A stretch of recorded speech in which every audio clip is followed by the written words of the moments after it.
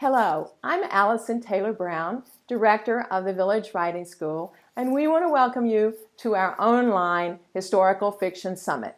Today, I'm speaking with Anjali Duva. Welcome, Anjali. Thank you very much, and thanks for having me.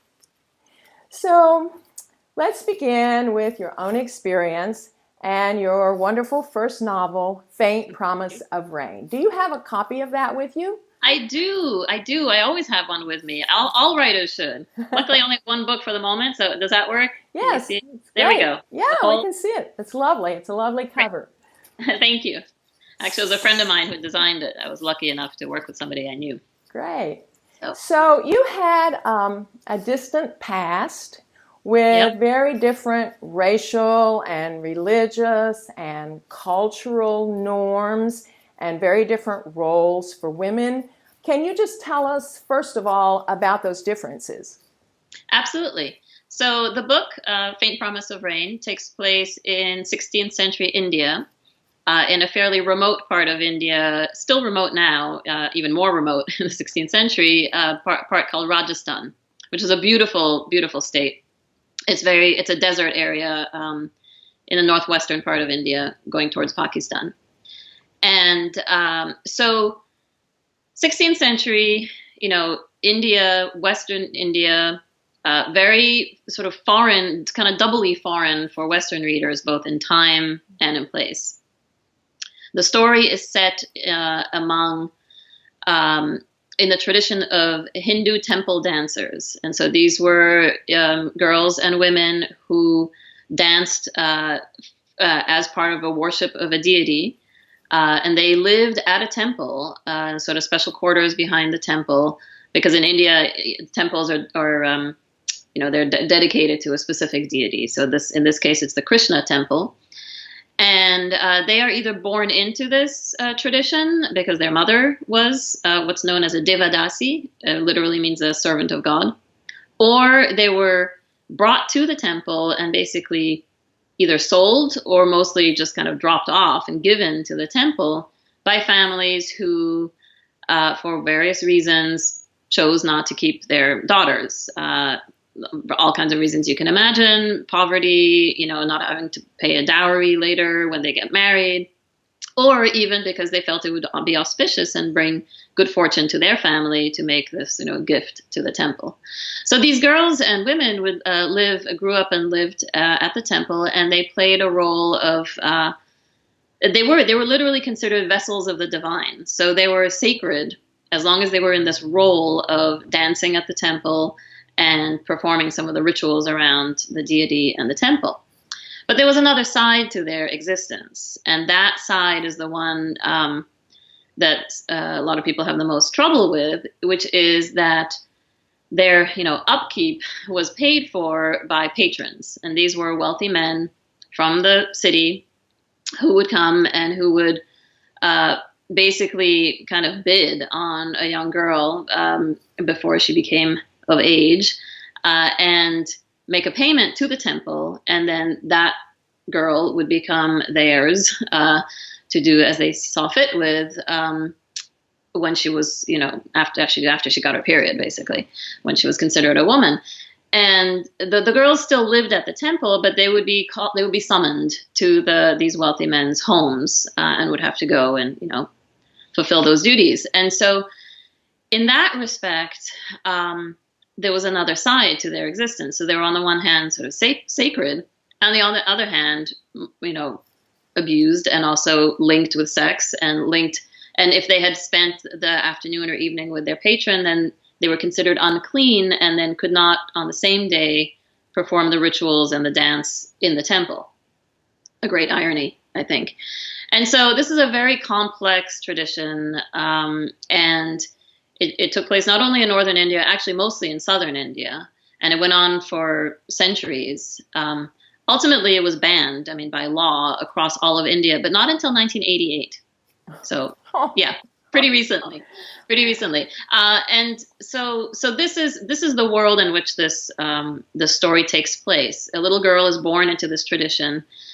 But the added layer that I brought in, because as if there weren't enough layers already, is that in the 1600s was the start of Muslim rule in India, with Mughal armies coming down from Persia, from Afghanistan, what is called now Afghanistan, and conquering and creating what became the Mughal Empire, which lasted for 300 years. And so this was a time of religious conflict and transition from it being a mostly Hindu land to being ruled by Muslims.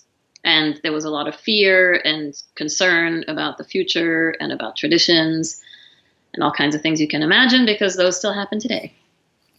Okay. So that is the setting of the story. And just to add in, so these are some of the issues that I had to deal with: the cultural, societal, gender relations issues, which I revisit also 300 years later in my second book that I'm working on now, which also involves a dancer, but now at the end of Muslim rule, beginning of British rule, and in a setting that has become more a courtesan setting, stripped of the devotional Hindu aspects of the dance and become more courtesans, kind of like you would think of as geishas. And so that's a whole other set of norms and relationships that are different from what we are used to and what we kind of accept in the West now. Right. So what drew you to this topic in this time and place? Very good question. So I'm half Indian. My father's from Calcutta in India. And about 15, no, more than that, almost 20 years ago now, about 17 years ago, I started studying a type of Indian classical dance, which is called Kathak, Kathak.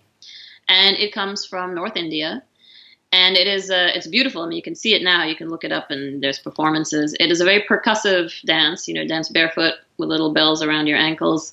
And it's originally a storytelling dance. And when I started studying it just kind of for fun and for exercise and kind of a link to my cultural heritage, I hadn't realized what a fascinating, rich, and lengthy history this dance form has, and how closely linked it is to the upheavals and the history of India, or of what that part of the world which became known as India. And I discovered that it goes way back to even before the 1500s, and that it started out as this devotional temple dance. Actually, even before, it might have been a dance form that, like, these wandering minstrels would dance and go village to village and tell the stories of the great Hindu epics, and that's how they transmitted these stories. And anyway, through the ups and downs of India's history, socio-political changes and arrival and then departure of the Mughals and the beginning of the British rule and independence, all kinds of things, this dance survived, but had to shift and adapt and sometimes go underground. And the dance that you see now, Kathak, is this almost like a time capsule. It has elements from all this history, all these, what's the word I'm looking for, sort of cultural influences. And I was fascinated by that. And I wanted to tell this story in the most accessible way, which to me was as a series of, or set of historical novels. Oh, that's cool. All right. So how many novels do you envision? I have always envisioned 4 for this set. Each one, again, set at a time of transition in India's history. So I'm working on number 2, and I've started noodling around my thoughts for number 3. It's a long project. Yeah. Okay, so you have these traditions that we would consider abusive, and you have these women that we would either consider both oppressed and immoral, maybe. Relations between Hindus and Muslims that are very different than what we tend to think of in the West. So how did these topics challenge you as a writer? So this is a very good question, and I know it's sort of the meat of what we're getting at here, is that I had to think about what the expectations of a Western audience would be, or what their sort of preconceived notions would be. And I had to really force myself to look at these without judgment. I had to think, sort of, what is my audience? I knew I would be publishing first in the US and hopefully then in other places, but I was writing primarily at first for a US audience. And so I had to think about, what do people expect when if they're even going so far as to pick up a book set in 16th century India, what expectations do they have? And to tell you the truth, I never actually set out and thought about this before I started writing. I thought about it after I had written, which I'll get to later in my sort of advice to writers. And so I realized I am hitting people on the head with so much foreignness. I mean, so much difference. Even when I was faced with this when I had to write a query letter for agents, and you have, this much space on a page, because even if you do it by email, you should, stick to the 3-4 paragraph format. And that not only to convey all the things you're supposed to convey in a query letter about what the book is about and what style it's in and who it can be compared to and why you're the best person to write it. But if I threw in words like Kathak or 16th century India, I mean, I knew people were just going to have a blank look because most people don't know what that means. And that's fine. That's completely understandable. So I had to think about how to maintain the integrity of, sticking to the truth as far as I have researched it and can tell is true. And also, adapting it for an audience that had no idea necessarily what I was talking about. And so I made some slight changes or some slight tweaks. And one of those, and this is where it's convenient to write historical fiction. I can sort of use that as a, and one is that I kind of simplified some things. I simplified some things in the setting. I used like a Krishna temple because Krishna is one of the more known deities in India, but Krishna is not actually a deity that's worshipped in this little part of the desert. But I thought I need to make some decisions to kind of clarify or simplify a little bit, but I didn't want to do that too much. And so the real challenge was, how do I portray these lives in a way that readers are drawn in and not sort of jolted out of the story by feelings of horror, injustice. Not that I don't want people to feel that, but I wanted the story to make sense. And so the only way that I could think to deal with that was seriously just to focus on the characters, to put the context in as background that was so seamlessly woven into the story that people didn't just stop and say, wait, how could she do this? How could people accept this? It's fine for me, and I actually like it. People discuss this after they've read the book. That people say, wow, this is such an eye-opening look into that part of time and place, or, wow, this really gives me a whole new perspective on how women are treated in India now. I mean, that's great. That's definitely part of what I wanted. But I didn't want that to happen while people were reading. Right. I wanted it to be kind of something that they finish the book and then it all starts, rising to the surface. Okay. So you're saying one of your strategies was just to focus on the characters. Yeah. Okay. So one of them was to focus on the characters, and it was also to try to avoid casting judgment myself on some of these things, and simply saying, okay, this is the context. This is what was happening at the time. This is how it worked. And then within that, how would my characters behave? How would they react? What would they do? Trying really to stay, what's the word I'm looking for? Authentic? I'm sorry? Authentic to the characters? Yeah, trying to stay true to what those characters, who those characters were, given the set of constraints and context in which they lived. And also not to sensationalize. I think there's a certain amount of that. There's sort of a voyeuristic kind of sometimes maybe a desire to say, look at this, weird tradition, look at this exotic, how things were. Can you imagine? And I didn't want any of that. I didn't want any of that at all. I wanted the beauty of the dance and of the richness of the culture to come out. And yes, there were these other things. And yes, they're highly problematic for us now. And you know what? They probably were highly problematic for many people then too. But the focus was not a kind of judgmental focus on that. It was this is what was going on in that part of the world. Enjoy the story and then think about it. Okay.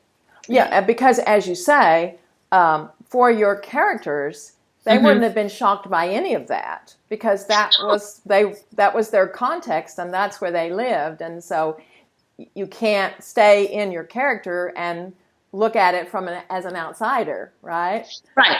Now, that's not to say, I don't assume that everybody thought it was all hunky-dory. I mean, we're human beings, and I think there's certain elements of humanness, that are universal through time and place. And for example, one of the characters, the mother in the story, the mother is a very strong character, but because of her place in society, she couldn't really express that too much without seeming disrespectful but she really wanted more and better for her daughters, for all her children, but in particular for daughters.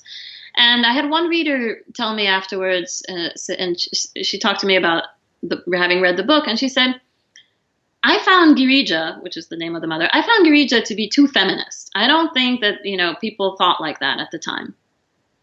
I don't know. There's no written, 16th century rural Northwest India. There's no written accounts. I mean, these women didn't write, for one thing.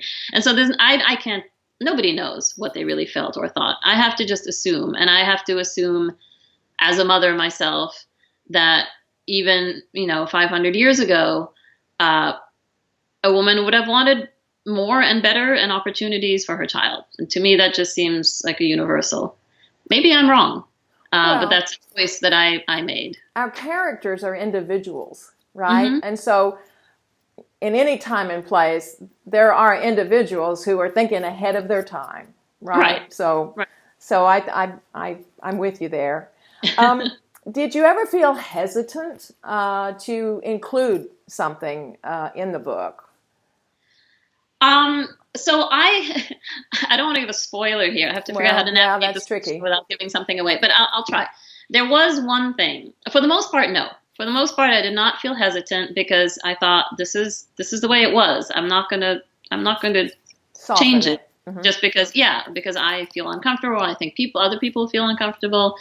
The reason I'm writing this story in the first place is to show people this history. Right. So it's not up to me to change things. That said, there's one scene, and I won't give away what it is, but it's at the end of the book for anybody who's read it or will read it will recognize it. And it harks back to a certain tradition that is highly controversial, that is also outlawed in India now and has been for a long time. But still sometimes takes place in some remote areas. But just like, foot binding in China, it's one of those, traditions in India that people kind of, it sparks something in their mind. And it can make people think of India as, backwards or any of these horrible terms that you can hear about a lot of developing countries among people in the West who aren't familiar with the history and the culture and everything. And so I hesitated because I didn't want it to seem cliched. I didn't want people to think that was in there because it's this Indian thing. And I didn't want South Asians and Indians in particular to feel like I had sensationalized this one aspect of their culture that nobody I know, no Indian person I know now supports this tradition that I'm not mentioning because I don't want to give away the scene. Right. And so, everybody thinks it's horrible, barbaric, and so I didn't want to seem like I was sort of airing the culture's dirty laundry. I mean, every culture in the world has some aspects that people who belong to that culture would wish that other folks don't associate with them. Right. And so I really thought about it. I really hesitated. And then I had to say to myself, but you know what? This is what I think this is what she would do. This is what would have happened in these circumstances, in this context. It actually is falsifying it for me to not put it in. And so I did. And so far I've had only, I wouldn't say positive reactions because it's sort of a sad moment in the story, but nobody has said anything of the ilks of what I was concerned about. Okay. So I guess it works. Okay. But right. I did hesitate. Okay. Yeah. So I'm assuming then that my next question, which was going to be, is there anything that you actually left out of the book because you couldn't figure out how to make it palatable? I'm assuming the answer to that is no. No, I didn't leave anything out. That said, I shy away, at least in my first book, and then so far in my second, I shy away from sort of the graphic descriptions. So, this is a young girl growing up, and she gets a patron, and she has to go see him, and she's like 13, 14, and that scene is alluded to, but I don't sort of go there I let people imagine more than I write it out for them. And I do that in a couple of places. There's another scene where something happens where we know it's happening, but it happens off stage, because I felt that then I'd be crossing the line. That then I'd be sensationalizing, or maybe I just wouldn't be depicting it right, or I'd be putting a specific image in the reader's head. And maybe I'm not being true enough to history. I don't know. And so I left some things a little blurry. So I wouldn't say I left them out. They happen in the story, but they happen more subtly. Okay. Yeah. So what has overall been the response in the West, particularly to the temple dancers and their dual role as these women that are kind of both sacred and profane? Mm-hmm. What has been the response in the West? So the response from Western readers has been great in terms of I've had some wonderful conversations at book clubs or at events that I do, and they find it fascinating. What I've really enjoyed is that people really focus on the characters themselves, which is what I wanted. And they're really interested in learning about this tradition. I mean, India was in the news a lot in the last, especially maybe 3 years ago, maybe now, with this series, all these very gruesome rapes that took place and that were in the news, and that galvanized a lot of women's movements in India. And, and part of me really cringed. I mean, aside from the actual content of the news, which was horrendous, but part of me also sort of cringed because I thought, this is yet another example of, the worst being what people see, not the best. And so I wondered, how this would color people's reading of my book. Would they feel like maybe there was an explanation in my book for this, the treatment of women in India now? And but no, thankfully people see, didn't equate the two. But I do think that I thought about it a lot as I wrote the book. I thought about this dual role of women and how they're seen. And even if you go to India now, there's terrible abuse of women in some circles. I mean, there is in every society, but there's some particularly horrendous examples in India. But at the same time, India also has this culture of the worship of the mother, like mother with a capital M. Mother Earth, mother as the life giver. It's very linked to a lot of Hindu mythology, to religion. People will bend and touch the feet of their mother. And so, again, it's these two sides. Mm-hmm. And I don't have the answer. I mean, I find it very troubling that these two sides can coexist like this. But to me, the story in the book just gives another I don't want to say another perspective, but it takes this issue and it looks at it at a different time, at a different place, and people will make of that what they will. I'm not here to say it's because of this, that, then that. I mean, that's not up to me. Okay. Well, what about the rest of the world? Have you gotten a different reaction from other parts of the world? So I would say, like, from South Asian readers, here's an interesting thing, is that I've had some South Asian readers come up to me and when I've been doing events in person and kind of look at me and say, but are you Indian? Because I don't know how much in the video comes out, but I mean, I'm fairly light skinned and my eyes are light and I sort of inherited various traits that ended up in this. My brother looks much more, Indian than I do. And so that was kind of the question. And underlying it, I felt was the real question was, are you qualified? Do you have the authority to write this story? Do you have the right to write this story? Right? Exactly. And I would get, and this has not been from everyone at all, but there's been enough times that it's a pattern in sometimes. And I have all these things go through my head at the same time. Part of me feels like, does it really matter? Part of me feels like, yeah, actually it kind of does. Part of me doesn't want to have to explain myself. Part of me feels like, no, it's a perfectly valid question. So then I say I'm half, which is true. And then that's enough. It's like, oh, okay.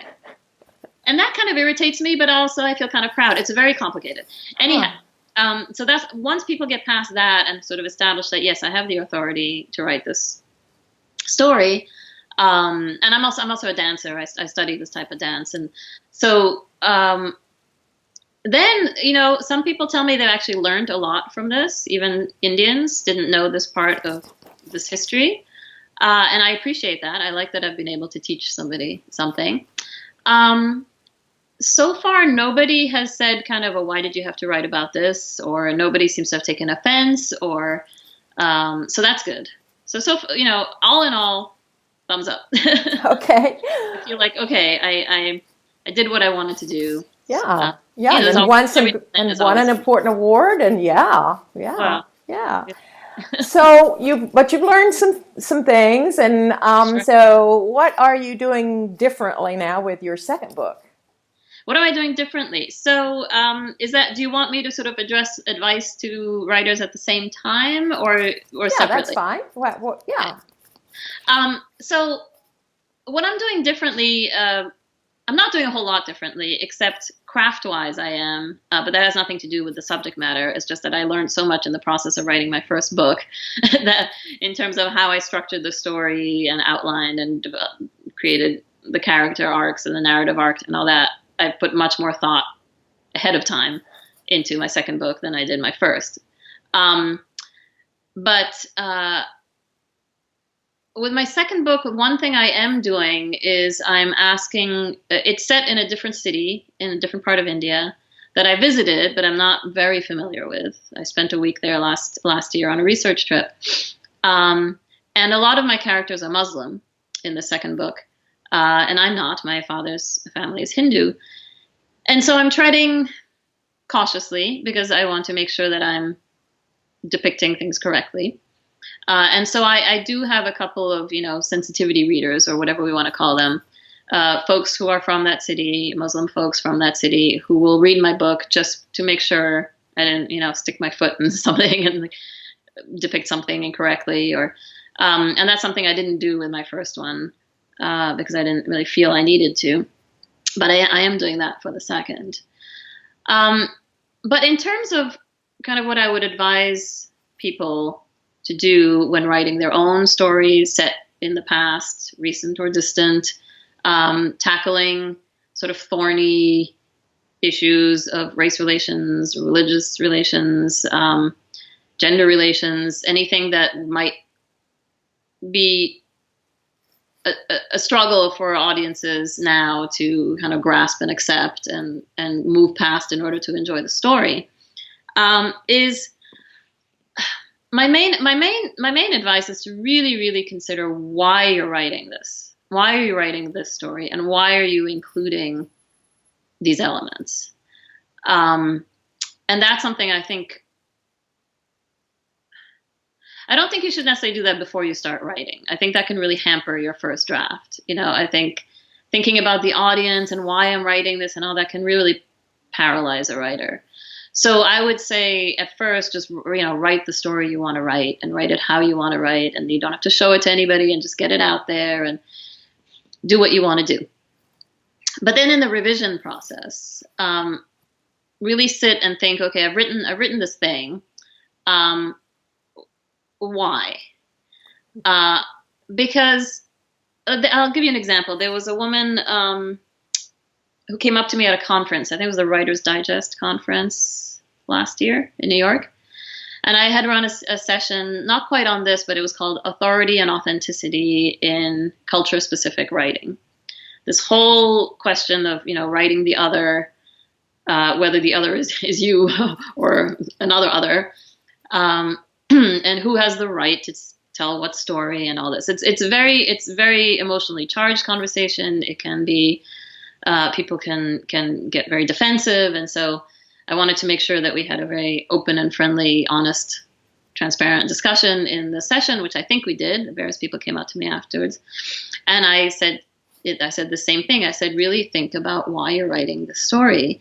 And if you cannot really articulate it clearly, if the story that you want to write could have taken place at a different place and time, then you have to reconsider it. And so this woman came up to me afterwards and said, she said, I'm writing a story about, where had she said it? She'd said it in a Caribbean island. And it was about a woman slave, so a black slave. And this woman in particular, the author was white. And it was set in a island that she didn't have much experience with. Maybe she had visited, but she was not from there, hadn't lived there a long time. And she said, basically, is that okay? Is it okay that I'm writing this? And I said, well, first of all, I'm not here to tell you it's okay or not. I mean, this is not my place to do that. However, if you write it and people read it, there are some people who are going to think it's not okay. I mean, so are you okay with that? And she said, well, no, I want to make sure that people think it's okay for me to write this. And I said, well, why are you writing it? And she said, well, I wanted to write about, a woman constrained by her circumstances who then manages to, emerge from them. And I said, well, okay, but do you have to write about a slave for that? Do you have to write about a black slave in, let's say, Haiti? I don't think it was Haiti. It sounds like maybe you could do that elsewhere. And this was like a revelation to her, right? And so, okay. And then she said, wow, thank you very much for that. Yeah, I need to think about this. Okay. So the point I'm getting at is if you have a very personally, if you're driven to write a specific story and you know why, and you can stick to that. And if people ask you why, you can answer it. Then write the story. But if you have any doubt, or if you feel like, well, I think Haiti is cool and I'd like to set a story there and maybe I can go travel there as an excuse and, write it off or something, then I don't think that's enough. And I don't think it's especially not enough nowadays when there's so much discussion of cultural appropriation and who gets to tell what story. And this whole question of what's getting published and by who, and if a woman from Connecticut, a white woman from Connecticut is telling the story of a black slave in Haiti and that gets published, are there other stories that maybe have a different perspective on this that are not getting published? It's murky, it's complicated. So I really feel like you have to really know inside why you're writing what you're writing, what it means to you. And then whatever it is, whatever your reason, that's great. But then you need to be able to stand up for it and stick to it and be prepared for questions and be prepared for people to ask you. And some of the questions won't be very friendly, but if you feel very certain of why you're doing this, then you'll be equipped to answer them. Okay. So that's my big, Well, that's good advice. Good advice. What about, we're giving advice and guidance to writers Hmm. Do you have any advice for readers? Who's your perfect reader? Me. I mean, do we need to encourage readers maybe to be a little more open with these books that are dealing with other cultures and other? Yeah, that's an interesting question. One I've never actually been asked. I do think so. I think here's the thing. Readers, I think that publishers don't give readers enough credit. I have seen through my own experience and the experience of friends that publishing something, different or uh, controversial is tough. It's tough in this publishing times because publishers don't want to take a risk. It's a financial risk, and so I have found that there's a disconnect between what the gatekeepers of the publishing industry are allowing to be published and what readers actually would be happy reading. So, for example, I mean, my own book, and it's not a controversial book at all. It's just very different from what's out there. I had a very hard time. You have to come up with comps, like the comparable books, and provide that information to your publisher. And I had a very hard time because I couldn't figure out what the comps were. And to me, this is a good thing. To me, to not be able to say, well, this is like this book and that book is a proof that I've created something original and different. But in a lot of the publishing world, that's not the case, because if you've created something different and innovative, who's to say if it's going to sell or not? And so, from a financial perspective, it's a risk. So,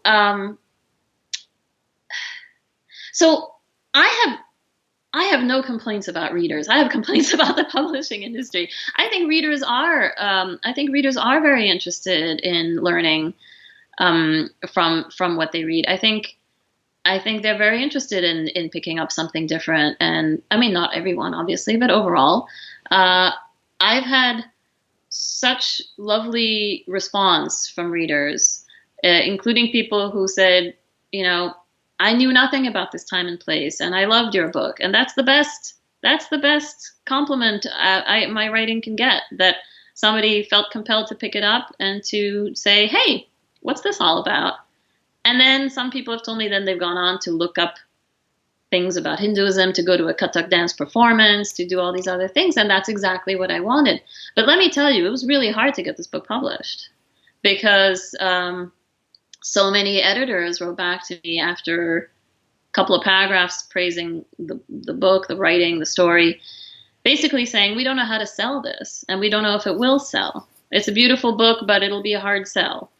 One editor even suggested that I put in a Western character to have somebody relatable. And I I mean, there were no Westerners in this remote part of India. 16th century India. It was the occasional, Portuguese traveler, maybe. But that was absurd. And it was absurd to think that my characters weren't relatable, because what's not relatable about, an adolescent boy wanting to rebel against his parents, about parents disagreeing on their children's future? I mean, they're universal themes, I thought. And so it was tough. It was tough. And that's something I wish I had been prepared for. That after I'd written this thing that I was proud of myself for, and that I thought, hey, this is different. And then it took so much to get it out there. I think it's just exactly what you're saying. It seems to me that the U.S. publishing doesn't have the respect for American readers that, like, I look at books that are published in Britain. Mm-hmm. Oh, yeah. It's different. And I think this couldn't have gotten published in the United States, right? Because it takes a little more work. It's a little more I mean, I don't want to say intelligent, but, really, I guess I just did. Okay, suck that back.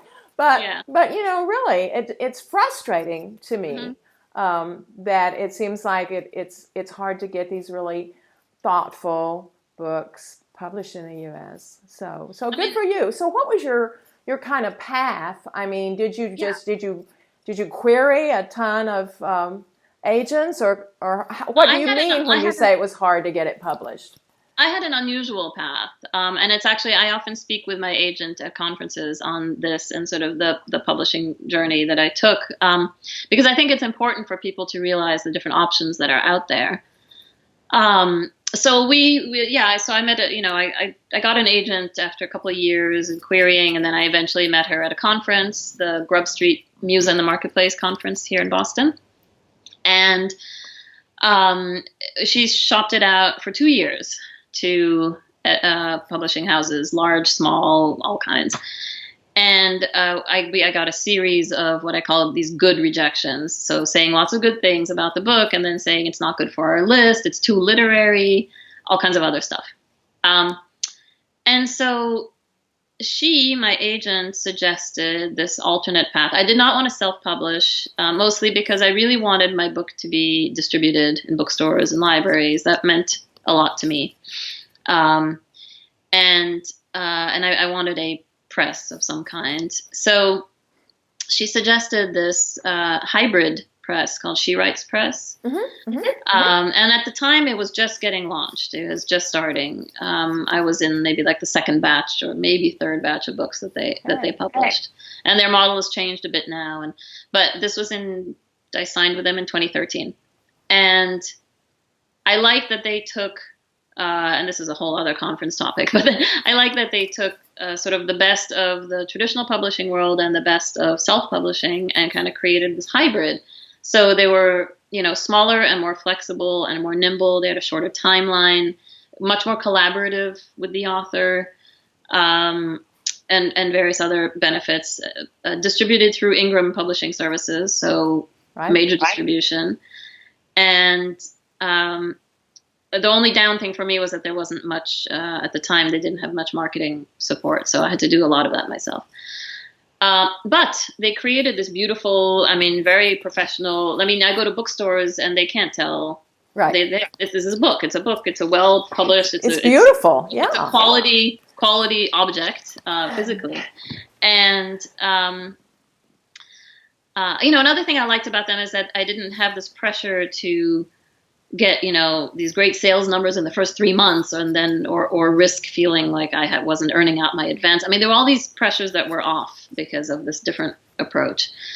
And so they offered to publish it, and I've had a good experience, and it enabled me to get the book out. And because I knew that I was going to have other books, I really wanted to start off on a solid footing so I could build from there. Right. And it enabled me to do that. And for that, I'm grateful. I think, I do think if I had tried to publish maybe 5, certainly 10 years earlier, it might have been different. The publishing industry was going through so many changes that maybe it would have been easier 10, 15 years ago. I don't know.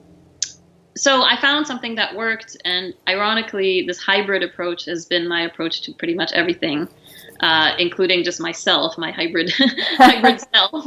I've had a kind of hybrid career, and you know what? I'm okay with it. I really like the notion that you can take from here and you can take from there, and you can build something doubly good, doubly strong that way. Well, that's great. And I didn't mean to get us off topic, but I just knew that our listeners would be... Also just for the viewers, the conference goers. Exactly. Okay. All right, Anjali. So my last question is just same one I've been asking everybody, and you may have already covered it, but what do you wish you had known when you started? Right. So certainly this aspect of what we had talked about, how difficult it can be to get a different story out there. That said, I don't want to be a downer. I think it's all the more important that people do it. But you have to persevere. You have to keep going, and you have to not accept no for an answer. Once you've written the best book that you can write, and that you've sort of followed all the steps, then and the good thing is that there are these other options. There are these other ways to get books published. So you have to think about what you want and what you care about and what your measure of success is. But there are options. You really have to be your own advocate. Advocate for yourself. Even if you have an agent, even if you have a wonderful agent like I do, you still also have to push forward yourself. So that's certainly one thing that I wish I'd known. That I wish I'd been better prepared for. Otherwise, I wish I'd known just how much effort and time goes into promotion. And I've embraced a lot of it, but it's not for the faint of heart. That's not to say that I speak at conferences and I do a book promotion session, and I try to make it so that, people come in all freaked out and like, do I do this? Do I do that? Do I blog? And my goal at the end is for people to come out feeling like, okay, I can do this. I don't have to do it all. These are the aspects I'm going to do. So it can be enjoyable, and it can feel very meaningful. But even in those circumstances, it takes time. It takes time, and it takes work, and it takes a lot of organization. And it's not to say I would necessarily have done anything different if I had known that, but it's good to know. And then in terms of craft, I learned a lot in writing my first book that I've now put into action for my second book. And people who've done an MFA or some other writing program will get this through those studies. But I learned as I did. I don't have a writing degree. I've always written a lot, but it's been in other contexts. And so writing my first book was kind of a crash course in writing a book and writing a novel. And so the amount of attention that one should pay to the structure of the story, to the structure of a scene, to the arc, to the character development. These are all things that honestly I didn't pay attention to in my first book until after I'd written the first draft, and then I had to revise a bazillion times. And it has saved me some amount of time to think about those more in the beginning for my second book. Obviously, I'm still revising a lot, but not the same kind of restructuring type of revising, which I had to do so many times with my first. Did you have anybody advising you? I mean, did your agent sort of act as an editor for you, or did you hire an outside editor, or did you just do that all on your own? Yeah, so I had a multi-part process. One is that I have a wonderful writing group, and we've been meeting every 2 weeks for 11 years now, almost. And so that's been amazing. And so they have read and reread and reread, my books many times. The second thing is that I did do some revision with my with my agent. And the third thing is I did hire an independent editor, and he's wonderful. I just got his feedback. He just sent me back his feedback for the second book. A whole 15-page, beautifully written letter, basically, on my book, and that was amazing. That was, first of all, it felt really good. It felt really good to have somebody else be willing to devote their time to my work, and then to make it better, and to get outside input. I mean, you lose perspective. At least I do. I completely lose perspective on my own work, and so. Having those fresh, professional, insightful eyes was huge, and I don't think I'll ever write anything really long without sending it to him first. Right. Well, and having somebody from the inside of publishing, yes. I feel like they have a perspective maybe that we, as writers, certainly at the beginning, don't quite have, and so I always think that's. Yeah. And they have a way of. Bringing to light or putting into words, things that I or even my writing group could sense weren't really working. He could really pinpoint and say, this is not working because X, Y, Z. And I suggest that you approach it either this way or that way, or, and it took off this layer of fog, where, there's this shape over there, and then the fog lifts and it's like, oh, it's actually, a mountain or whatever it is. And so it has that effect, and then a good editor will will leave you feeling energized to do the revisions, not kind of bogged down by, oh my God, it's 14 pages of critique, and what do I do with this? So that's important to find somebody like that. Yeah. Yeah. Well, okay. I guess we have to stop talking at some point, but you're so interesting, and we've touched on so many interesting topics. But as far as our main one, you have shone light on a very tricky topic, and so I really want to thank you for participating in our conference. Thank you very much. I appreciate it. Everybody has a wonderful conference.